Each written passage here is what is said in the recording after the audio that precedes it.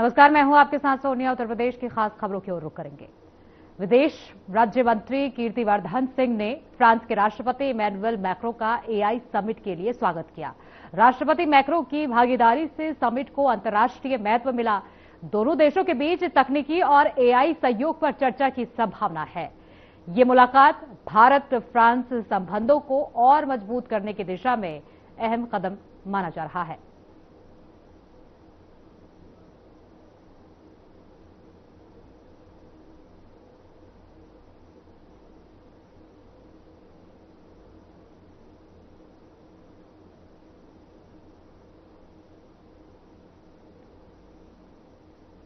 Kazakhstan के प्रधानमंत्री ओल्झास बैक्टिनोव आज नई दिल्ली पहुंचे। हवाई अड्डे पर उनका स्वागत राज्य मंत्री कीर्तिवर्धन सिंह ने किया।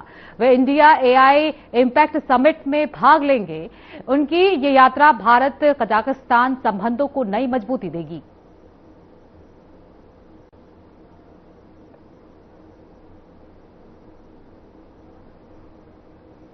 तो इंडिया एआई इम्पैक्ट समिट का आयोजन किया जा रहा है, जिसमें देश विदेश के तमाम नेता यहां पर पहुंच रहे हैं और भारत और कजाकिस्तान के मंत्रियों के बीच आज मुलाकात हुई है। दोनों देशों के बीच जो द्विपक्षीय वार्ता है वो भी होने की संभावना है और जो भारत और कजाकिस्तान के संबंध है उनको मजबूती इस मुलाकात से जरूर मिल सकती है। तो ये तस्वीरें आपको दिखा रहे हैं, दिल्ली में इस समिट का आयोजन किया जा रहा है और उसके की ये तस्वीरें आपको दिखा रहे हैं।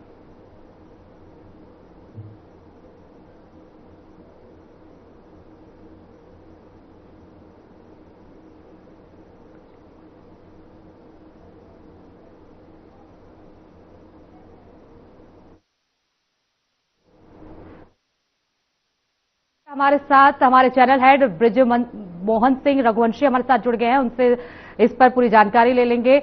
और देखिए ब्रिजमोहन जी, जिस तरीके से अब कजाकिस्तान और इंडिया के संबंध है उसको भी अच्छा संदेश इससे जा सकता है।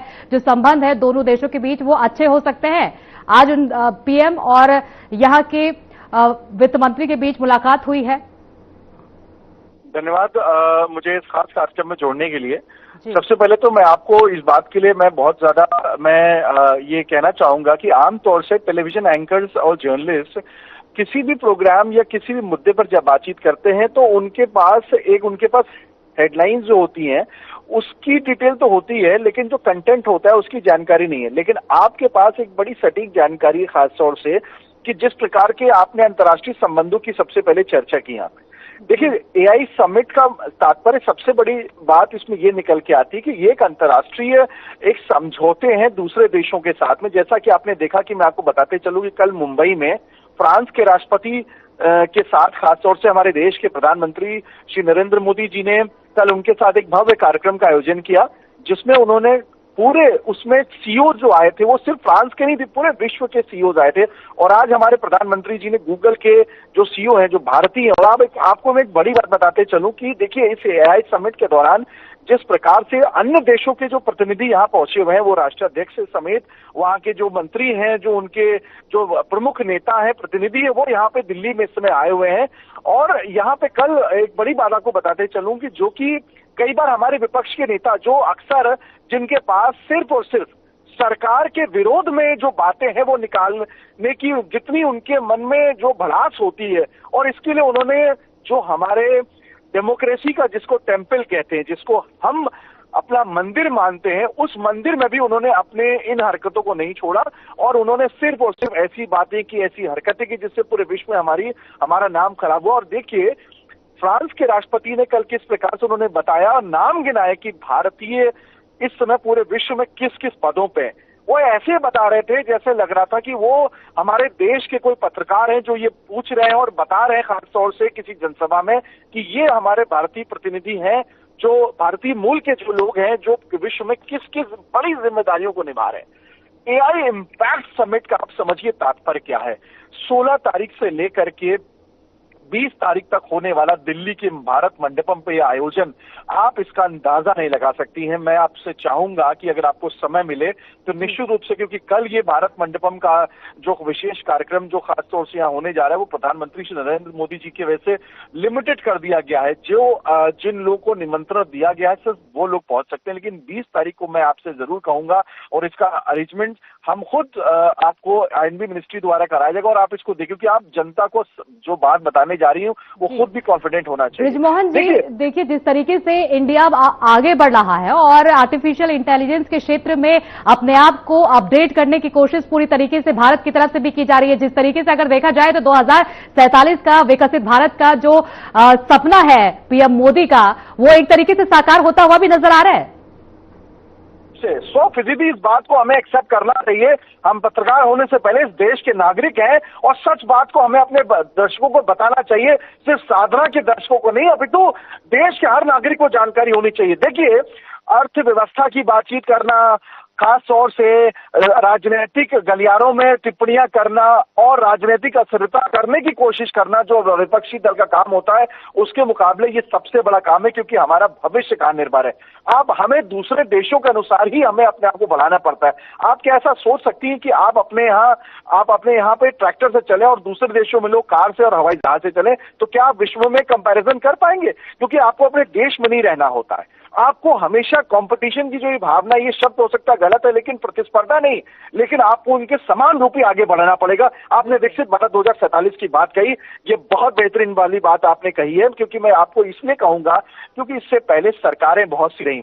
इस अंतर्राष्ट्रीय कार्यक्रम का आयोजन किस सरकार ने किया, आप मुझे सबसे पहले बताइए। और आज यहाँ पे आप सोच नहीं सकती जिस प्रकार से हमारे देश में जो तकनीक है, आप सोचिए आने वाले समय पे दूसरे देश हमारे देश के साथ मिल करके हम लड़ाकू विमान से लेकर के विमान, हर तरीके के विमान बनाएंगे जो इससे पहले हम और हमारे ऐसे तमाम ऐसे देश कुछ ही चुनिंदा देशों से खरीदा करते थे। हमारी तकनीकें इतनी बेहतरीन होती चली जा रही है कि हम अपने पूरे विश्व के पटल पर हम अपने आप को इस प्रकार से स्थापित कर रहे हैं, किसके नेतृत्व में? आदरणीय प्रधानमंत्री श्री नरेंद्र मोदी जी के। हाँ, एक नाम यहाँ बहुत छुपा हुआ है, लेकिन मैं उनका नाम जरूर लेना चाहूंगा। मैं अश्विनी वैष्णव जी का नाम लेना चाहूंगा।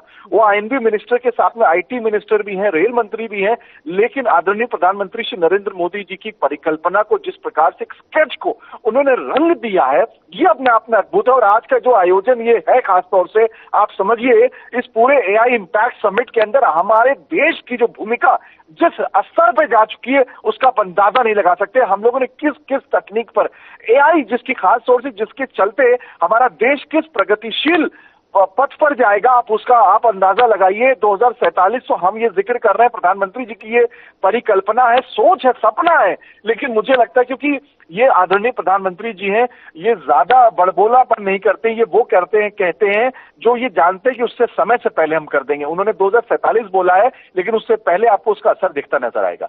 मैं आपको एआई इम्पैक्ट, देखिए बृजमोहन जी, जिस तरीके से आपने बताया कि 2047 का सपना जो साकार करते हुए बीजेपी सरकार आगे बढ़ रही है, प्रधानमंत्री नरेंद्र मोदी ज्यादा बोलते नहीं है, लेकिन वो कामों से बताते हैं कि किस तरीके से भारत को आगे ले जा सकता है। और यही वजह है कि भारत और ईयू के बीच जो मदर ऑफ डील हुई है, वो भी इसका बड़ा उदाहरण है। बहुत बहुत शुक्रिया आपका इन तमाम जानकारी को हमारे साथ साझा करने के। खबरों में आगे बढ़ेंगे। गृह मंत्री अमित शाह भक्ति सिद्धांत सरस्वती ठाकुर जी की 152वीं जयंती के कार्यक्रम में शामिल हुए। अपने संबोधन में उन्होंने क्या कुछ कहा, सुनिए।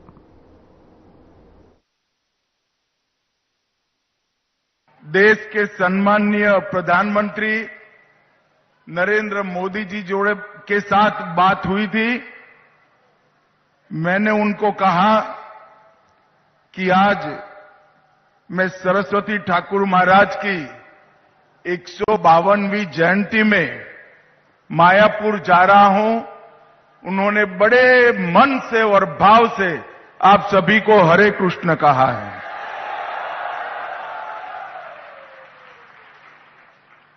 भाइयों बहनों, भी संबोधन में सम्मान के साथ मुझे कहा कि भारत के गृह मंत्री अमित शाह आज कार्यक्रम में आए हैं। मैं यहां पर भारत के गृह मंत्री के नाते नहीं आया, चैतन्य महाप्रभु के अनन्य भक्त के रूप में यहां पर मैं आया हूं। कई बार मायापुर आने का विचार हुआ, बदलता गया। महाप्रभु की ही इच्छा होगी, मगर आज ये संयोग बना कि जहां चैतन्य महाप्रभु ने स्वयं लीला की है, यही मायापुर में मैं आज विशाल भक्त समुदाय के सामने सबके दर्शन कर रहा हूं। परम पूज्य श्री भक्ति सिद्धांत सरस्वती ठाकुर महाराज का 152वीं जयंती का समारोह भी है। तो एक प्रकार से मणिकंचन योग है, स्थान भी पवित्र है, दिन भी पवित्र है और पूज्य संतों का यहां पर सानिध्य भी हमारे सामने है। मित्रों, आज मैं चैतन्य महाप्रभु, प्रभु नित्यानंद, श्री अद्वैत जो महाविष्णु के स्वरूप है, गदाधर और श्रीवास, ये सभी को प्रणाम कर कर मेरी बात की शुरुआत करना चाहता हूं। मैं जब यहां आया हूं तब मायापुर धाम में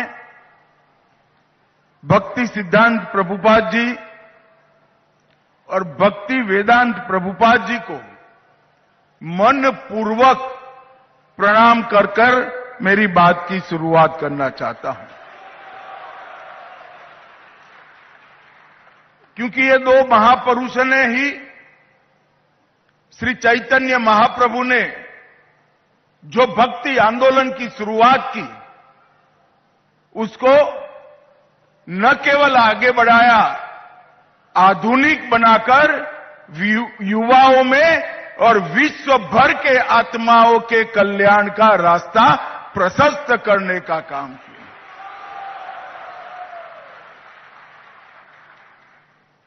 श्री चैतन्य महाप्रभु ने एक ही जीवन काल के अंदर देश और दुनिया के कई अंधकार के अज्ञान के अंधकार से पीड़ित आत्मा के उद्धार का, भक्ति का रास्ता प्रशस्त किया। गुण अवगुण, अच्छा बुरा तो इंसान में बसता है, इंसान में रहता है, मगर जब व्यक्ति अपने अस्तित्व को विलीन कर कर श्री कृष्णमय हो जाता है तो सब अच्छा ही अच्छा हो जाता है। और यही रास्ते पर श्री चैतन्य महाप्रभु ने कीर्तन, नृत्य, भक्ति संगीत और गीता का अगाध संदेश बहुत सरल तरीके से पूरे पूर्वी भारत में उत्तर पूर्व तक, नॉर्थ ईस्ट तक पहुंचाकर कई अज्ञानी जीवन में प्रकाश का उजियारा, भक्ति का दीपक प्रगटाने का काम किया। और वही आंदोलन को परम पूज्य भक्ति सिद्धांत प्रभुपाद और पूज्य भक्ति वेदांत प्रभुपाद ने न केवल आगे बढ़ाया, इसको आधुनिकता के साथ जोड़कर युवाओं को और समग्र विश्व को अपने आत्मा के कल्याण का रास्ता प्रशस्त किया। तो वहीं लखनऊ में मतदाता सूची विशेष प्रगाढ़ पुनरीक्षण यानी एसआईआर 2026 के संबंध में प्रेस वार्ता की गई, सुनिए। लोगों को थोड़ा सा, आज हम कुछ राजनीतिक दल के प्रतिनिधि मंडल से भी मिले तो उससे भी लगा कि कुछ स्पष्टता का भाव है कि जो तार्किक विसंगति के नोटिस हैं, लॉजिकल डिस्क्रिपेंसीज के नोटिस हैं, उसमें क्या कार्रवाई होगी, किस तरह के दस्तावेजी साक्ष्यों की आवश्यकता है। तो इसमें काफी हमने आसान कर दिया। एक तो हमने बीएलओस को कहा कि वो जब नोटिस जारी हो रहा तो उसमें सुनवाई का स्थान, समय और तिथि लिखी जा रही है, लेकिन साथ ही साथ पैरेलली हमने बीएलओस को भी कहा है कि आप मतदाताओं के घर जाकर आप नोटिस उनको, उसमें 12 या 13 ऐसे रिलेशन हैं जिनमें से किसी को भी हम देंगे तो सर्व हो जाएगा। जैसे खुद को दे सकते हैं, पति को, पत्नी को, भाई को, बहन को, बेटे को, बेटी को, माता को, पिता को, ग्रैंड मदर को, ग्रैंड फादर को, अंकल को, आंट को, यानी काफी बड़ा स्कोप है। ऐसा नहीं है कि मतदाता नहीं मिला तो नोटिस सर्व नहीं होगा। नोटिस सर्व होने पे उसकी जो रिसीट है, पावती है, उस पर हस्ताक्षर कराने हैं जिस भी रिलेशन से आप नोटिस दे रहे हैं, और उसको फोटो एक अपलोड करनी है बीएलओ को। अपने ऐप से ही वो कर सकता है, बीएलओ ऐप से। उसके बाद क्या दस्तावेजी साक्ष्य लगाने हैं, ये भी इसमें काफी आसान है। एक तो जो विगत एसआईआर था उत्तर प्रदेश में 2003 में, उसकी जो रेलेवेंट पेज का एक्सट्रैक्ट लगाना है जिससे मैपिंग किया, वो अगर उसी क्षेत्र का परिवार या रह रहा है, वो लिस्ट तो बीएलओ के पास है ही, और अगर बाहर से कहीं कराना है तो उनके पास उनको देना पड़ेगा। दूसरा, प्रूफ ऑफ रिलेशनशिप का कोई डॉक्यूमेंट, यानी अगर पिता के साथ मैपिंग कराई और कुछ स्पेलिंग मिस्टेक ऐसा कुछ हो गया तो इवन आधार कार्ड जिसमें वोटर उनके पिता का नाम लिखा हुआ है, तो प्रूफ ऑफ रिलेशनशिप का कोई डॉक्यूमेंट। और तीसरा, एक हमने अंडरटेकिंग बनाई है बीएलओ की, वो बीएलओ उस पर लिखता है कि मैंने मिलान कर लिया है, जो भी विसंगति थी वो इन कारणों से थी और ये सही है, और ये भी वो अपलोड करता है। और हियरिंग की अटेंडेंस, हियरिंग की एक फोटो करता है बीएलओ, और जो रिलेशन वहां जो उपस्थित है या वोटर खुद है, और उनके दस्तखत कराते हैं कि इनकी सुनवाई में उपस्थिति होगी। ये सब घर से ही वोटर के अपलोड कर देंगे तो ये सुनवाई कंप्लीट हो गई। विदेश मंत्रालय के प्रवक्ता रणधीर जायसवाल ने फ्रांस के राष्ट्रपति इमैनुअल मैक्रों के भारत आगमन की जानकारी देते हुए बताया कि मुंबई में उनका गर्मजोशी से स्वागत किया गया। मैक्रो अपनी भारत यात्रा के दौरान प्रधानमंत्री नरेंद्र मोदी के साथ द्विपक्षीय वार्ता करेंगे। फ्रांस के राष्ट्रपति श्रीमान इमैनुअल मैक्रोन का मुंबई शहर में आगमन हो चुका है। आज दोपहर राष्ट्रपति इमैनुअल मैक्रोन की बातचीत प्रधानमंत्री श्री नरेंद्र मोदी जी के साथ होनी है। इसमें दोनों लीडर्स, दोनों नेता भारत फ्रांस सामरिक साझेदारी को किस प्रकार से और प्रगाढ़ बनाना है, इस पर बातचीत करेंगे। और शाम को भारत और फ्रांस के बीच में जो इनोवेशन की साझेदारी है, नवाचार की पार्टनरशिप है, इस पर कई एक प्रोग्राम होने वाली है और एक बेहतरीन प्रोग्राम गेटवे ऑफ इंडिया पे दर्शाया जाएगा। एक रंगीन प्रोग्राम, एक उमंग भरा प्रोग्राम, जो यह भी बात कहेगी कि इस साझेदारी में कितना रंग है, कितना उमंग है। बहुत बहुत धन्यवाद।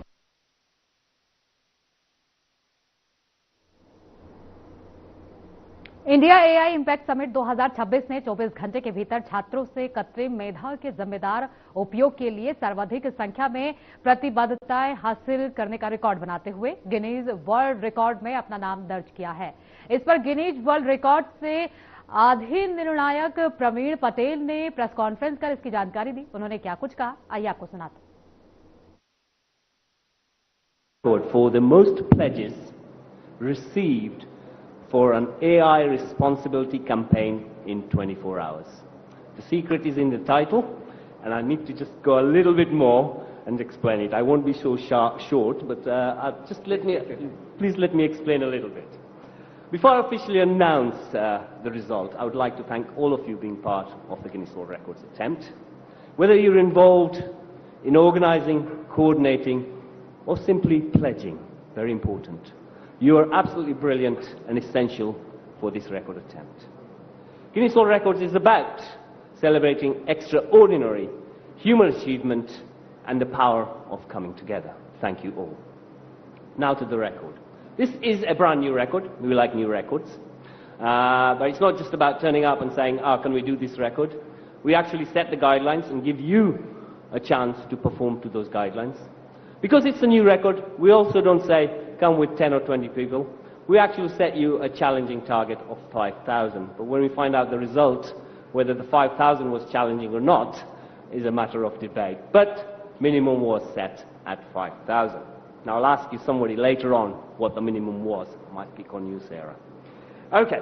For the purposes of this record, responsible use of artificial intelligence is defined as ethical, lawful, and socially beneficial use of AI technologies. This can include commitments to avoid misuse, respect privacy and data protection, mitigate bias and harm, and promote transparency, accountability in AI-assisted activities. I go through this because this is important. These are guidelines. I know you've attempted the record this time, but anywhere in the world, the same rules will apply whoever attempts this. So this is important that not only do you comply with the guidelines, anybody else has to comply with the same. We'll make sure of that. The pledge must be part of the same campaign and must relate to responsible use of artificial intelligence. All pledges must carry the same central theme. Pledges that can be seen as directly endorsing a particular product, company or service are not acceptable. The text of the pledge must be pre-approved. We did that. The pledge must contain the following information. The word pledge. An explicit indication that the individual is making a promise, and a clearly stated behavior or action that the individual agrees to adopt. That is important. Each participant must participate once only. As the attempt was made online, measures must be put in place to ensure that the website, web page, or the platform used is secure. The pledge can only be made by human participants, and no automated systems or bots are allowed.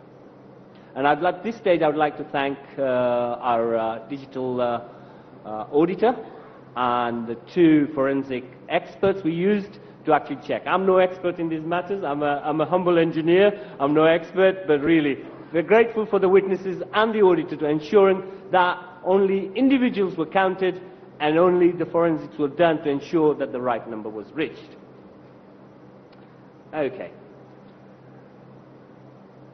I won't go into any more of those. If you remember what the minimum was? 5,000? Exactly. And so, with a total of 250,946 India AI and Intel India, you are the Guinness World Records title holders for the most pledges received for an AI responsibility campaign in 24 hours. You are officially amazing.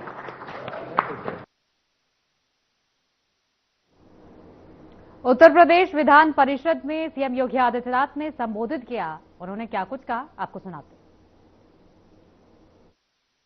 जो हमारे प्रतिपक्ष के और उसमें भी मुख्य प्रतिपक्ष का जो आचरण रहा है,